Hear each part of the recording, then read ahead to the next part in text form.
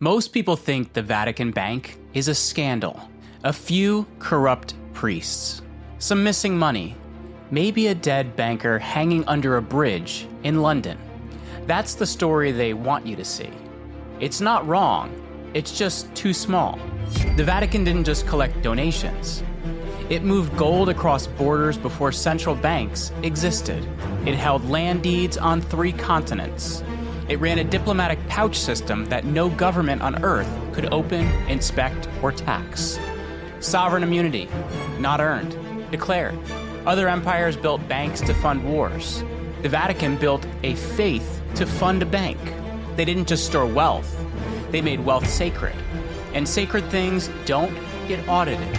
By the end of this video, you'll understand how a church with no army, no navy, and no tax base became the most powerful financial institution on earth. And why almost no one, not regulators, not governments, not even their own clergy, was allowed to see the books.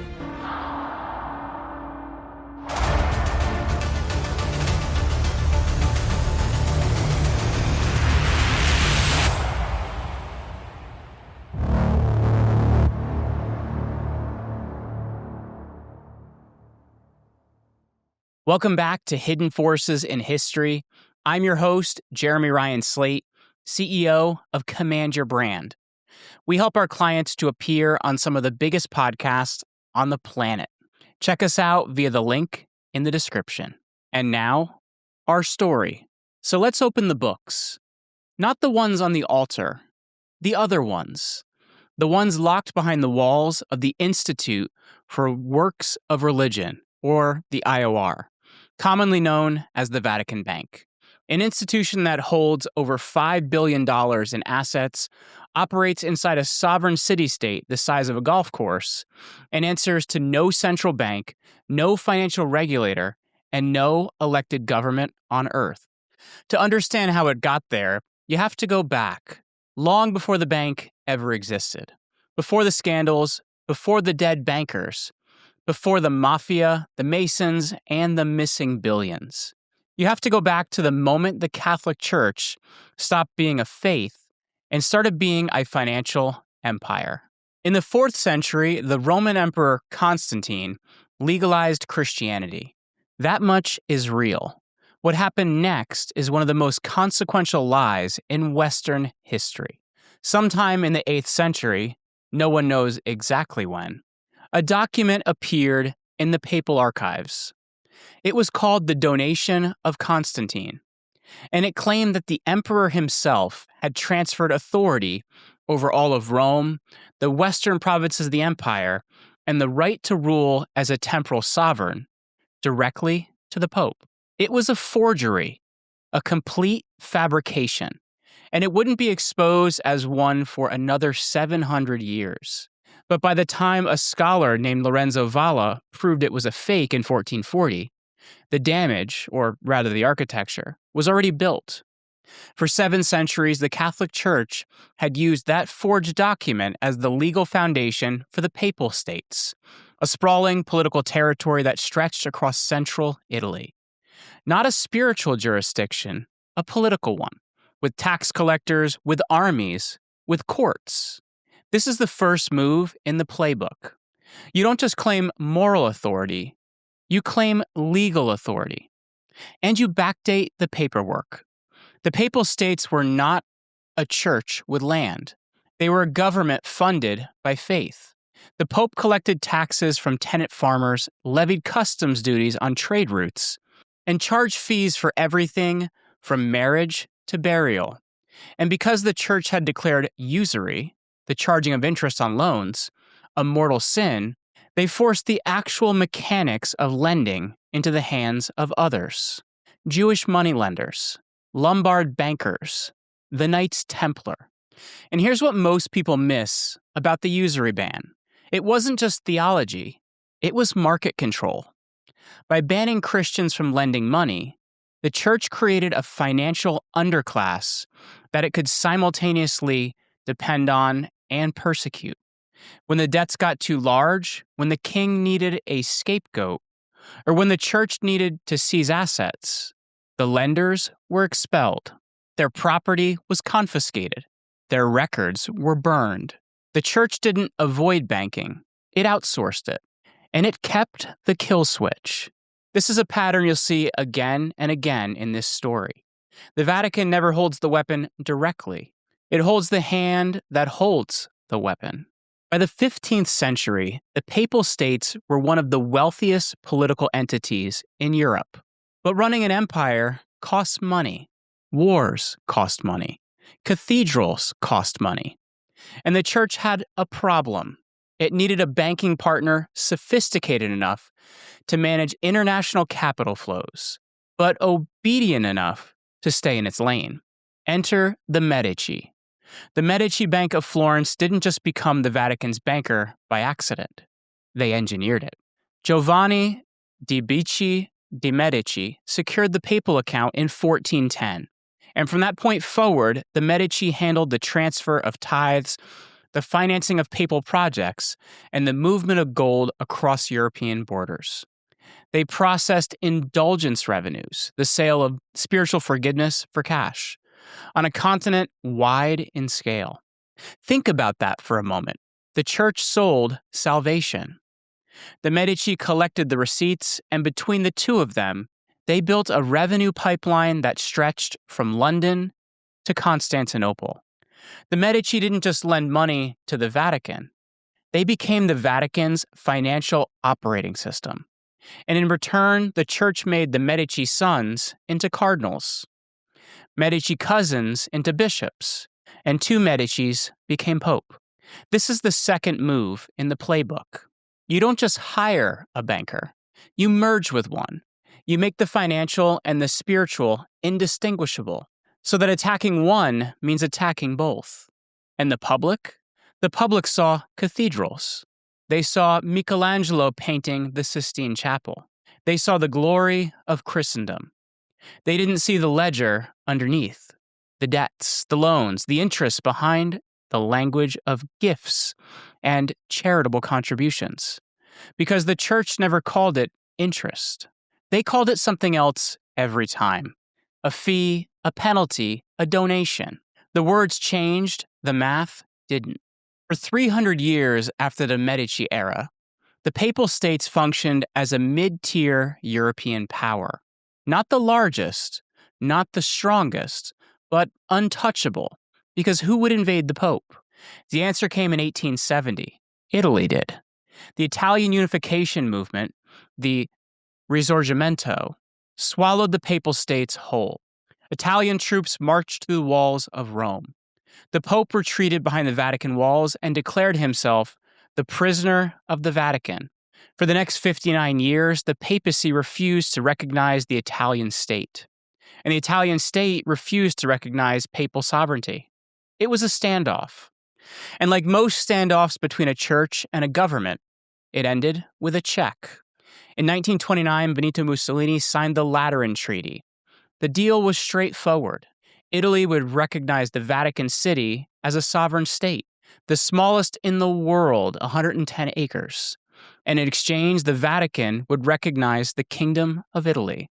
But the real transaction was buried in the financial convention attached to the treaty. Italy paid the Vatican 750 million lira in cash, plus 1 billion lira in government bonds. In today's money, that's roughly $1.3 billion. This was not charity. This was compensation for the loss of the Papal States, for the tax revenues, the land, the rents, the customs, the duties. The Italian government was buying its way out of spiritual debt, and the Vatican took the money, every lira. And here's the part no one talks about. What did the Vatican do with $1.3 billion in 1929? The same year the global economy collapsed, they hired a man named Bernardino Nogara, and he changed everything. Bernardino Nogara was not a priest. He was not a theologian. He was a mining engineer turned financial advisor, a man who had spent years managing commercial interests in the Ottoman Empire and understood how capital moved across borders in ways that most Vatican clergy wouldn't imagine. Pope Pius XI appointed Nogara to manage the Lateran settlement in 1929.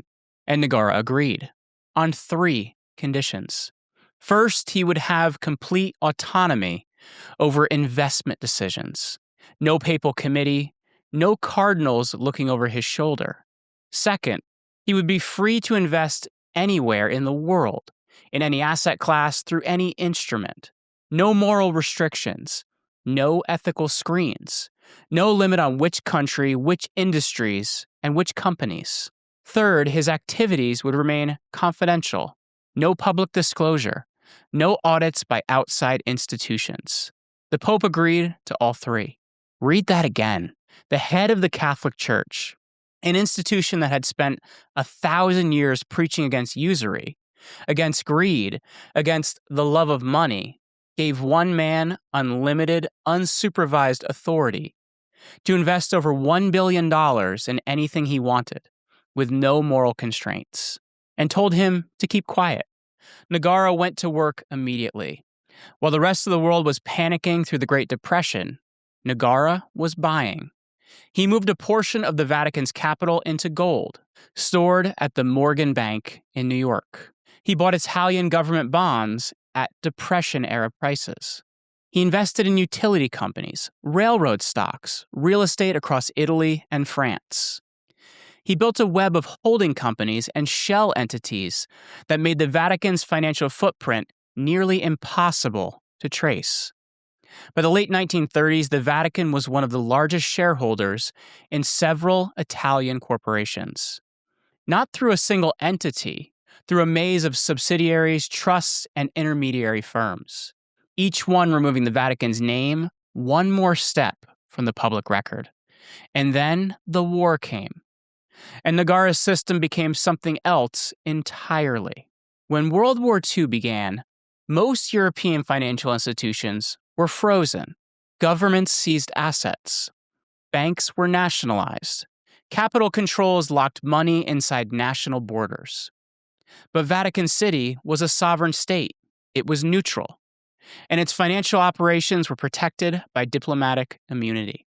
While every other bank in Europe was subject to wartime restrictions, the Vatican Bank, formally established as the IOR by Pope Pius XII in June 1942, operated in a regulatory vacuum. No government could inspect it. No allied or Axis power could freeze its accounts. No intelligence agency could legally monitor its transfers. The timing of the IOR's creation tells you everything. Nogara didn't create it in peacetime. He created it in the middle of a world war, precisely when the value of an unexpectable, sovereign, neutral bank was at its absolute maximum. One journalist later described the IOR as the world's best offshore bank, and it was. Not because of the interest rates, because of the walls around it, legal walls, diplomatic walls, sovereign immunity walls that no regulator could climb. Now, what moved through those walls during the war is one of the most contested questions in modern financial history. Declassified documents from the U.S. State Department and intelligence files describe what became known as the rat lines, escape routes that funneled Nazi war criminals and Ustasha fascists out of Europe after the war, often with forged identity papers provided by Catholic clergy. Investigators have alleged that the gold, looted gold, some of it stripped from concentration camp victims, was laundered through Vatican-connected accounts and used to fund these escape networks. A 1998 class action lawsuit filed by Holocaust survivors alleged that the Vatican Bank and the Franciscan Order held assets seized from Serbs, Jews, and Roma during the Croatian genocide and used that money to finance the rat lines. The Vatican denied the allegations. The case was eventually dismissed on grounds of sovereign immunity. That phrase again, sovereign immunity. The Vatican wasn't cleared, it was shielded. The legal architecture that Mussolini helped build in 1929, the Lateran Treaty, the sovereign state status, now functioned as a firewall against any external investigation. Same playbook, different century. Build the legal fortress first, then use it. By the 1960s, Nogara was gone. He had served the Vatican for 25 years and quietly retired. But the machine he built, the IOR, the shell companies, the culture of secrecy, well, that machine kept running, and it attracted a new kind of operator. Three men would define the Vatican Bank's darkest era, and between them, they would connect the Holy See to the Italian mafia, a secret Masonic lodge plotting a coup, and the largest bank collapse in Italian history. The first was Michele Sindona. Sindona was a Sicilian tax lawyer who became one of Italy's most powerful financiers in the 1960s and 1970s. He managed investments for the Vatican. He laundered money for the Gambino crime family. He operated banks in Italy, Switzerland, and the United States. And he was introduced to the Vatican's inner circle by none other than the Archbishop of Milan, the future Pope Paul VI. When Pope Paul VI became Pope in 1963, Sindona was already managing a significant portion of the Vatican's investment portfolio. The Vatican didn't just trust him, they needed him. Sindona was the conduit between the church's money and the global markets, and he moved capital with the speed and ruthlessness of a man who answered to both the Pope and the mob. The second man was Licio Gelli. Gelli was the Grand Master of Propaganda, P2, a clandestine Masonic lodge buried inside the Italian establishment. When police raided Gelli's villa in Arezzo in 1981, they found a membership list of over 900 names. On that list, cabinet ministers, military generals, heads of Italy's intelligence services, newspaper editors, industrialists, and bankers, including both Sindona and the third man in our story, Roberto Calvi. Calvi was the chairman of Banco Ambrosiano, Italy's largest private bank and one of the Vatican's most important financial partners. The IOR was Banco Ambrosiano's largest shareholder. The two institutions were woven together through layers of offshore companies registered in Panama, the Bahamas, and Luxembourg. Three men, one mafia banker, one Masonic puppet master, one Vatican-linked bank chairman, and a pope who either didn't see what was happening under his roof or chose not to look. This is the third move in the playbook. You build a system so complex, so layered, that when it collapses, no one can trace the blast back to a single point of origin. Accountability dissolves in complexity. That's not a bug. It's the design. Throughout the 1970s, Roberto Calvi and the IOR, now run by an American archbishop named Paul Marcinkus, were running money through a network of ghost companies that would make a modern hedge fund blush. Marcinkus was not a financier. He was a 6'3" former bodyguard to Pope Paul VI, a Chicago-born cleric who once famously said, "You can't run the church on Hail Marys." He was appointed president of the IOR in 1971, not because he understood balance sheets, but because he was loyal. He was tough, and he didn't ask questions. Here's how the scheme worked. Banco Ambrosiano, Calvi's bank, made massive loans to shell companies in Latin America and the Caribbean.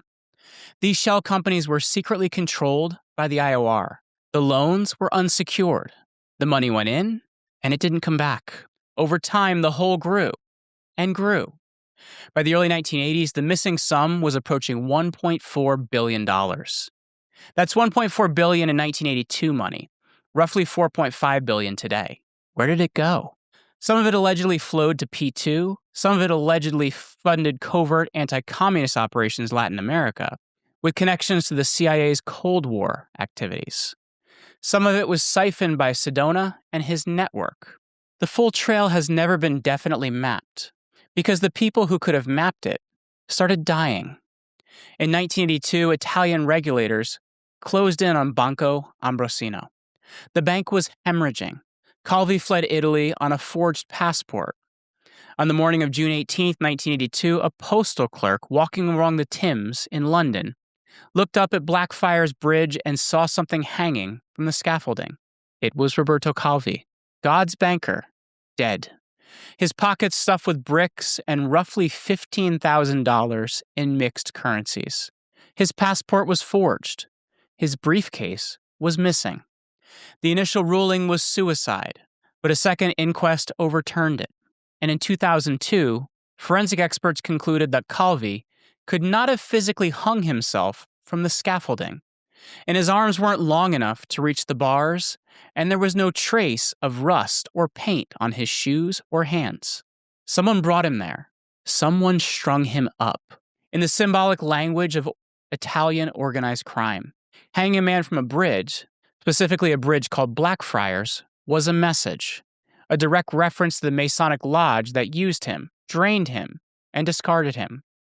Michel Sindona, the first leg of the triangle, had already been convicted of fraud in the United States.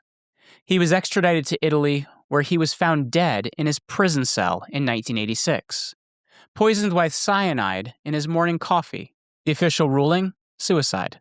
No one has studied the case believes it. Licio Gelli, the puppet master, was arrested, escaped from a Swiss prison, was recaptured, convicted, and sentenced to 12 years. He served almost none of it. He died in 2015 at the age of 96 at his home. And Archbishop Marcinkus, the man who ran the IOR through the entire decade of fraud, Italy issued an arrest warrant. Marcinkus never arrived in Vatican City. He was protected, again, by sovereign immunity. The Italian courts ruled they could not compel the Vatican to hand him over. He eventually returned to the United States in 1997 and died in 2006. He was never charged, never tried, never questioned under oath. The Vatican settled Banco Ambrosiano's creditors for $244 million, while explicitly denying any wrongdoing. Paying the bill, denying the crime. Protect the institution. That's not crisis management. That's the playbook. There's a footnote to this story that is almost too perfect to be a footnote. In August 1978, Paul VI died. The conclave elected Cardinal Albino Luciani as his successor. He took the name John Paul I, known as the Smiling Pope, a warm, humble man from a working-class family in northern Italy. He was a stark contrast to the political operators who had dominated Vatican politics for decades. Within days of his election, John Paul I began asking questions about the Vatican's finances. He requested a full accounting of the IOR. He called for a review of the Vatican's investments. He asked to see the relationships between the bank and its external partners. 33 days later, after his election, John Paul I was found dead in his bed. The Vatican announced that he had died of a heart attack sometime in the night. No autopsy was performed. His body was embalmed within hours, before a full medical examination could take place. The Vatican initially claimed that his body had been discovered by his male secretary. The account was later corrected. It was actually found by a nun who brought him his morning coffee. The changing story, the refusal of an autopsy, the speed of embalming. These details fueled decades of speculation that John Paul I was murdered by insiders who feared what his financial investigation would uncover. Was he? Well, there's no definitive proof. The Vatican has never permitted an independent investigation. In 2022, the case for his beatification, the path to sainthood, was advanced by Pope Francis. The medical records submitted for the beatification process concluded he died of natural causes. But here's what's not in dispute. A man who wanted to open the books died 33 days into the job, and the man who replaced him, John Paul II, kept Marcinkus in charge of the IOR for another 11 years. Whether that's coincidence or consequence, the system produced the same outcome either way. The books stayed closed. After the Banco Ambrosiano collapse, you'd think the Vatican would have reformed the IOR, brought in outside auditors, opened the books, submitted to an international banking standard. They didn't, not for decades. In 1989, Marcinkus finally stepped down. His replacement was Angelo Caloia, a respected Italian banker who was supposed to clean up the institution. Caloia ran the IOR for over 2 decades. When he eventually left, the Vatican celebrated his tenure as a period of stabilization and reform. Then in 2014, Caloia was charged with embezzlement and money laundering. The charges stem from a scheme in which the IOR sold Vatican-owned real estate in Italy at prices far below market value. And the difference was siphoned into private accounts. In 2021, a Vatican court convicted Calloia and sentenced him to nearly 9 years in prison. 23 million euros in damages were awarded to the IOR, the institution Calloia had been hired to save. The man who was supposed to clean up the bank was running the same scheme as the men before him. Different era, different faces, same playbook. And the structure made it possible because the IOR still operated inside a sovereign state, still had no obligation to report to external regulators, still functioned behind walls that no Italian prosecutor, no EU banking authority, and no international investigator could breach without Vatican permission. In 2010, Italian financial police seized 23 million euros from the IOR after the Vatican failed to comply with EU anti-money laundering protocols. The Vatican protested, calling it a misunderstanding. The money was eventually returned, but the seizure forced the Vatican into its first serious engagement with international financial oversight. In 2012, the Vatican submitted to its first evaluation by Moneyval, the Council of Europe's anti-money laundering body. The results were not flattering. Moneyval found significant deficiencies in the Vatican's financial transparency, its reporting of suspicious transactions, and its enforcement mechanisms. The Vatican passed on some measures. It failed on others. It promised reforms. Some of those reforms happened. Many didn't. And the ones that were often reversed by internal resistance. If you're thinking this is all about ancient history, corrupt archbishops in the 1980s, mafia bankers in the 1970s, let me bring you to 2014. That year, the Vatican's Secretariat of State, not the IOR, but the Vatican's diplomatic arm, invested approximately 200 million euros into a fund managed by an Italian financier named Raffaele Miniccioni. The fund's primary asset was a luxury building at 60 Sloane Avenue in Chelsea, London, one of the most expensive real estate markets in the world. The deal was opaque. The terms were unfavorable. And the man brokering it, a Sardinian-born financier named Enrico Crasso, had been managing Vatican money for decades through a personal network of offshore entities. As the investment soured, the Vatican doubled down. In 2018, the Secretariat of State borrowed additional 150 million euros from the IOR itself to buy Miniccioni's share and take full control of the building. The total exposure climbed past 350 million euros. The building was eventually sold in 2022 to Bain Capital for £186 million, roughly a 50% loss of the original investment. But the financial loss wasn't the real scandal. The real scandal was who authorized it and what they got out of it. Cardinal Angelo Becciu, one of the most powerful men in the Vatican, a close advisor to Pope Francis, was charged with embezzlement, abuse of office, and fraud. He was accused of funneling Vatican funds not just into the London deal, but into a network of personal beneficiaries, including his own brother's business and a self-described intelligence consulate who was supposedly being paid for a hostage negotiation in Africa. In December 2023, a Vatican court convicted Becciu and sentenced him to 5 years and 6 months in prison. 5 other defendants received sentences totaling 37 years. The case was called the Trial of the Century inside Vatican City. Becciu is appealing. The building is gone. The money is gone. And the structure that allowed a single cardinal to deploy hundreds of millions of euros in church funds through offshore intermediaries, with almost no oversight, into a speculative real estate play in a foreign country. Well, that structure existed because of the same legal and institutional architecture that protected the Vatican since 1929. Sovereign immunity, internal jurisdiction, diplomatic privilege. The fortress walls are still standing.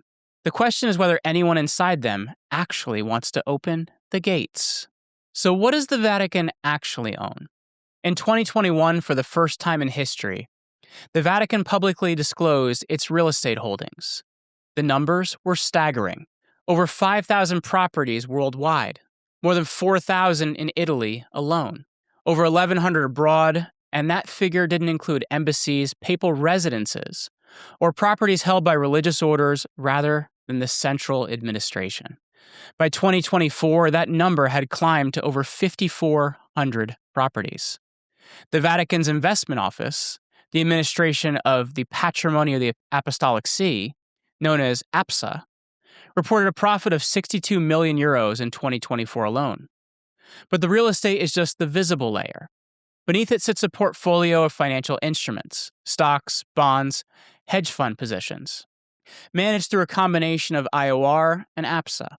Estimates of the Vatican's total finance assets range from $10 to $15 billion, depending on who's counting and what they're counting. And that's just the centrally administered wealth. It doesn't include the holdings of individual dioceses, religious orders, Catholic universities, hospitals, or charitable organizations around the world. The Catholic Church is estimated to be one of the largest non-governmental landowners on Earth, with holdings in every major country, on every inhabited continent. No other religious institution has this. No other religious institution even comes close.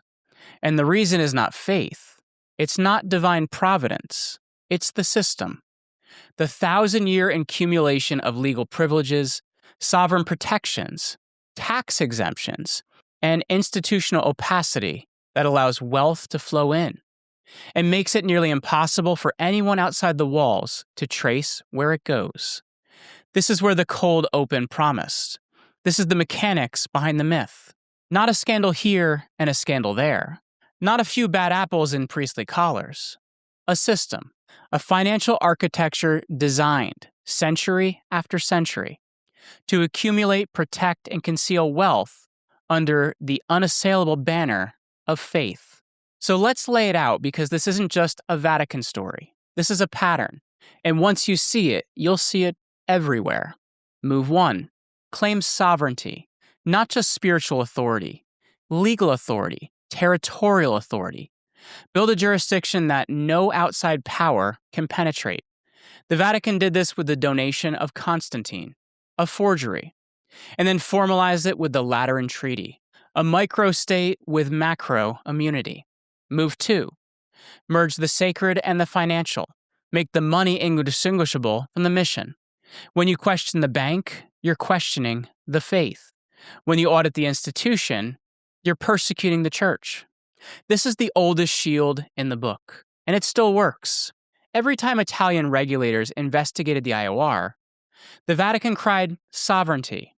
Every time journalists dug into the finances, they were accused of anti-Catholic bias. Move 3 is to outsource the risk. The Vatican never ran the dirtiest operations itself. It used intermediaries. The Medici, Sindona, Calvi, Mincioni, Crasso. When their intermediary fails, and they always fail eventually, the Vatican absorbs the loss, pays the settlement, denies wrongdoing, and finds a new intermediary. The institution survives. The individual takes the fall. Move 4 is to control the narrative. The Vatican has its own newspaper, its own radio station, its own television network, its own press office. For 1,000 years, it controlled the only education system in Europe. When the story gets bad, the Vatican doesn't deny it. It delays. It buries the scandal in procedural complexity. It announces a commission, a reform, a review. By the time the report comes out, the world has moved on. Move 5 is to make the walls legal, not physical. Sovereign immunity, diplomatic privilege, internal jurisdiction. You don't need a moat when you have a treaty. You don't need a standing army when you have a legal status that puts you beyond the reach of every court on earth. 5 moves, repeated over 10 centuries. And the empire? Well, it's growing. Today, the Vatican Bank has roughly $5 billion in deposits. The Vatican's total financial portfolio is estimated at 10 to 15 billion. Its real estate holdings span the globe. Its sovereign status shields it from the oversight that governs every other financial institution in the Western world. Pope Francis tried to reform it. He brought in outside consultants. He created new supervisory bodies. He ordered all Vatican funds consolidated into the IOR. He fired cardinals. He authorized prosecutions. And some things changed. Moneyval gave the IOR its highest rating for anti-money laundering compliance in 2021. But the structures outlive reformers. Pope Francis is now gone. And the question that hangs over the Vatican, the same question that has hung over it since it forged a document that gave it political power in the 8th century, is whether an institution built on secrecy can ever truly become transparent, or whether the playbook is the institution, whether the walls, the immunity, the opacity are not flaws to be reformed, but features, load-bearing features. Remove them, and you don't get a more honest Vatican. You get a Vatican that can no longer function. And that's the real question this story asks. Not whether the Vatican Bank is corrupt, but whether a financial empire wrapped in the language of faith was ever designed to be anything else. Same playbook, different century. This has been Hidden Forces in History. I'm Jeremy Ryan Slate. Please like this video, leave us a comment, and smash that subscribe button if you want more Hidden Forces in History.